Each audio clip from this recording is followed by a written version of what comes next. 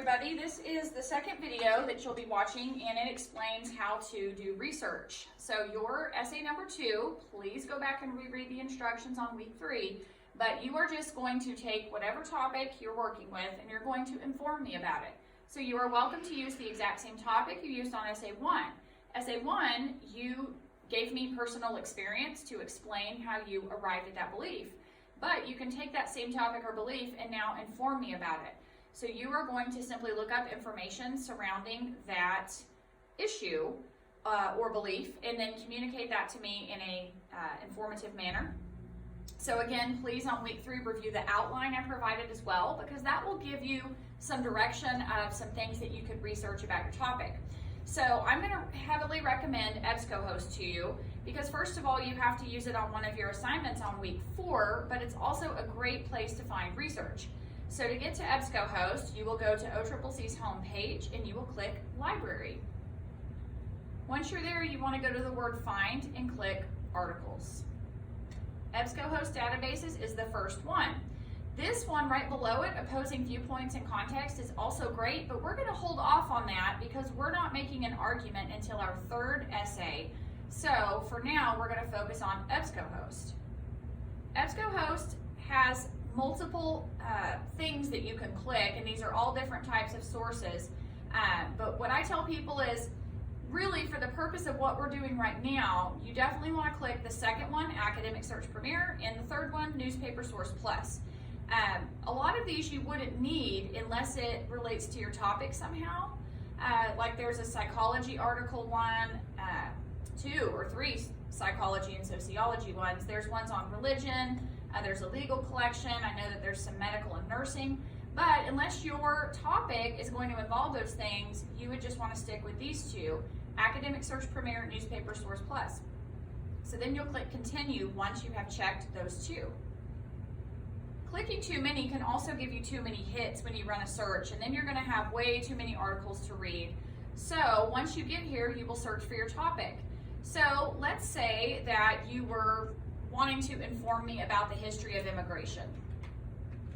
You know, you can type the word immigration, but you're going to get a lot of hits. So what I like about this is it also gives you some more narrowed down searches that you can focus on, and it will cut the number of articles you get. So let's go with laws. I'm going to hit search. And I did still get almost 41,000 hits, but I also want to show you that this is still good. Let's say that you went to regular old Google. Here we are, Google. And I typed in a search for immigration laws. So how many did I get? It's not showing. Berkeley, do you see where it's at? No. It should show at the top how many hits I got. It's probably the way I have this set up at Westmore. But I'm just going to tell you that it's probably in the millions. If I just type the word immigration with no laws, maybe it'll show us.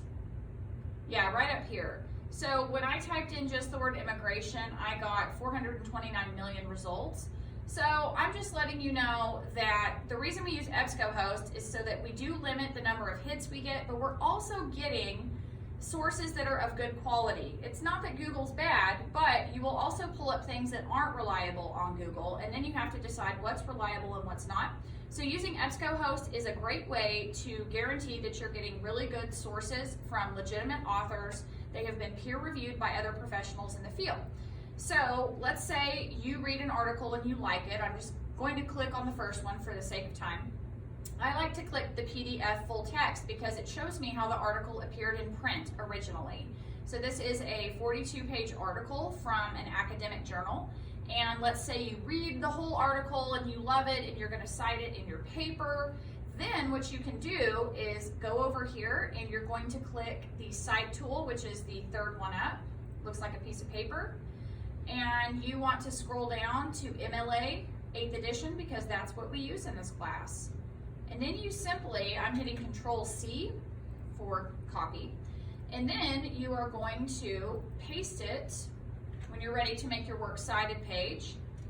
What I can tell you is that this is not 100% correct yet. We do have to put this in Times New Roman, 12-point font, which I'm doing up here. What we also have to do is apply what's called a hanging indent. So I'm going to show you how to do it. You have to have this highlighted. You don't have to have the title highlighted, just the entry. You're going to right click. You're going to click paragraph. And where it says special right here, it says none. You're going to click the drop down and choose the word hanging and hit OK. That means what a hanging indent is that the first line is not indented, but all of the additional lines are indented. So I wanted to make sure that I showed you how to properly do that. And then we also need to change the spacing to double, which is 2.0, and I'm done. So that's another bonus of using EBSCOhost is you don't even have to think about your works cited entries. You just copy and paste and fix a few things and you are done. So that is the beauty of EBSCOhost. I just wanted to make sure you know how to use it because you will have to do that on your assignment this week, and it's a great way to find sources for your actual essay. One last thing I'll say on this video is that our library also has a lot of books. Books are great. So when you go to library at the home page, when you go down to find, you can also click books, and then you can click library catalog, and then you can search for books in the library. So that's another great way to find information. So I would just really advise staying away from regular Google. If you are a Google fan, one thing you can do is go to scholar.google.com, and it's a form of Google that narrows the search to scholarly sources. So this is another way that you could search online for things that are good. And do not use Wikipedia. We can have a conversation about that sometime, but Wikipedia is generally not recognized as being the most reliable in all cases. So we're going to end this one.